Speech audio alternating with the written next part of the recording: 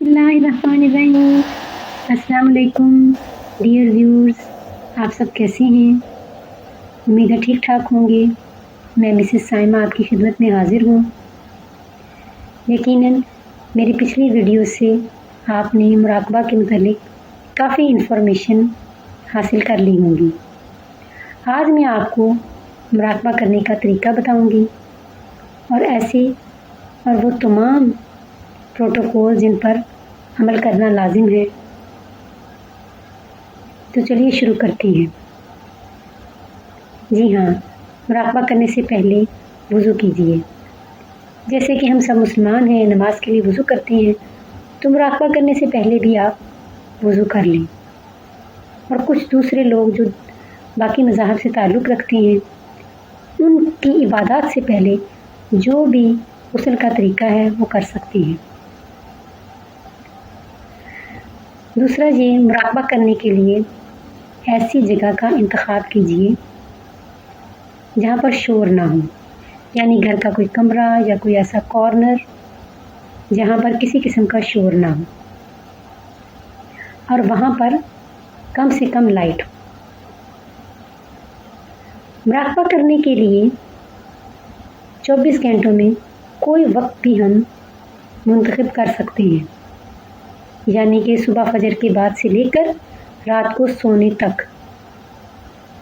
लेकिन ये याद रखिएगा, अगर आप जब मुराकबा कर रहे हों तो उस वक़्त आपको नींद ना आ रही हो। मुराकबा सुबह फजर के बाद भी किया जा सकता है, ज़ुहर के बाद भी, असर के बाद भी, किसी वक्त भी। बेहतरीन वक्त ये है कि फजर के बाद सुबह सवेरे किया जाए या रात को सोने से पहले, और असर के वक्त भी किया जा सकता है। ये बेहतरीन औकात है। बाकी किसी वक्त भी मुराकबा किया जा सकता है, इसकी पाबंदी नहीं है। लेकिन ये याद रखिए, अगर आप फजर का इंतखाब करती हैं, यानी फजर की नमाज के बाद मुराकबा करती हैं, तो आपको रोज़ाना फिर उसी वक्त ही मुराकबा करना होगा। हाँ, ये हो सकता है कि अगर आप पहले दिन फजर के बाद मुराकबा करें और आपके लिए ये सूटेबल ना हो, या कोई काम आपको ज़रूरी है, या आपको ये लगे कि आप इस वक्त मुराकबा नहीं कर सकते, तो आप फिर किसी और वक्त का इंतखाब कर सकते हैं। लेकिन उसके बाद आपको उसी वक्त की पाबंदी करनी होगी। हर बार आप मुराकबे का वक्त तब्दील नहीं कर सकते, क्योंकि इससे बेहतरीन फ़वाइद हासिल नहीं होंगे। मुराकबा करने के लिए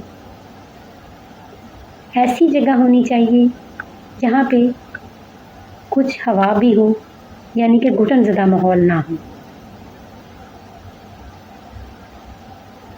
मुराकबा 15 मिनट, 30 मिनट और 45 मिनट के लिए किया जा सकता है। कम से कम 15 मिनट और ज़्यादा से ज़्यादा 45 मिनट। मुराकबा करने से पहले अगर एक छोटी चमची शहद की, या कोई आपके पास अगर चॉकलेट, स्वीट, कैंडी दस्तयाब है तो उसको आप खा लें।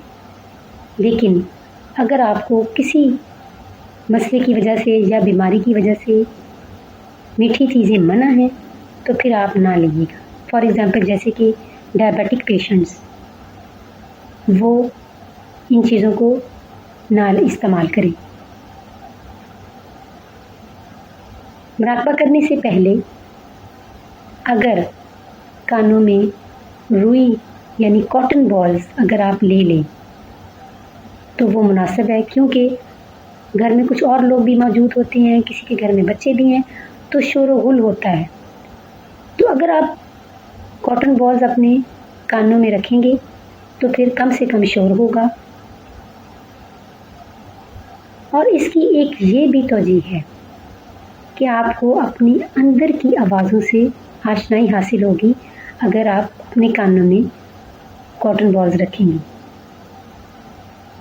लेकिन इस वक्त इस वीडियो में मैं आपके साथ ये डिस्कशन नहीं कर सकती। اس کے علاوہ مراقبے سے پہلے آپ نے کمرے میں فرش پر، میٹ پر یا قالین ہو اس پر بیٹھنا ہے، کمر آپ کی سیدھی ہو، اور آپ نے 41 بار یا حیو یا قیوم، یا حیو یا قیوم اور 41 بار درود خضری صلی اللہ تعالی علی حبیبہ محمد وسلم کا ورد کرنا ہے۔ اب اس بات کا خیال رکھیے گا جہاں پر آپ مراقبہ کر رہی ہیں اس جگہ پر کم سے کم لائٹ ہو۔ اگر رات کا وقت ہے تو بہتر یہ ہے کہ آپ کے اگر کمرے میں کوئی کھڑکی ہے اور باہر سے کوئی روشنی آ رہی ہے تو اس کو آنے دیجیے اور اپنے کمرے کی لائٹ بند کر لیجیے۔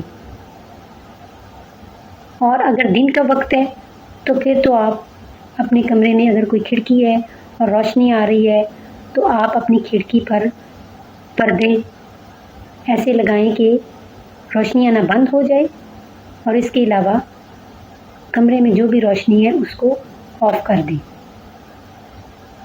مراقبے سے پہلے سانس کی مشق کرنا بھی لازم ہے، اس سے مراقبے کو تقویت ملے گی۔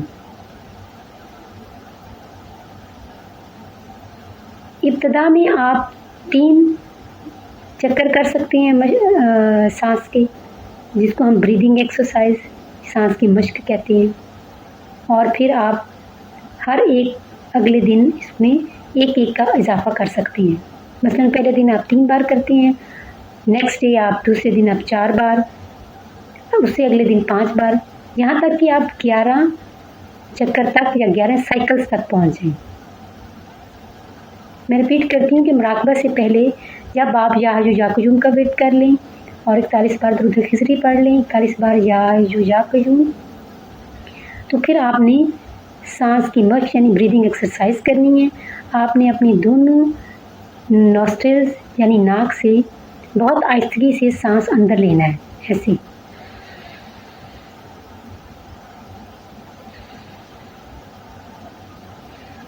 اس وقت تک لیجیے جب تک کہ آپ کا سینہ یا چیسٹ ہوا سے نہ بھر جائے، اور اس کے بعد جب آپ نے اندر لینے کی گنجائش نہ ہو تو پھر آپ بہت آہستگی سے منہ سے سانس کو باہر نکال دیں، اس طرح۔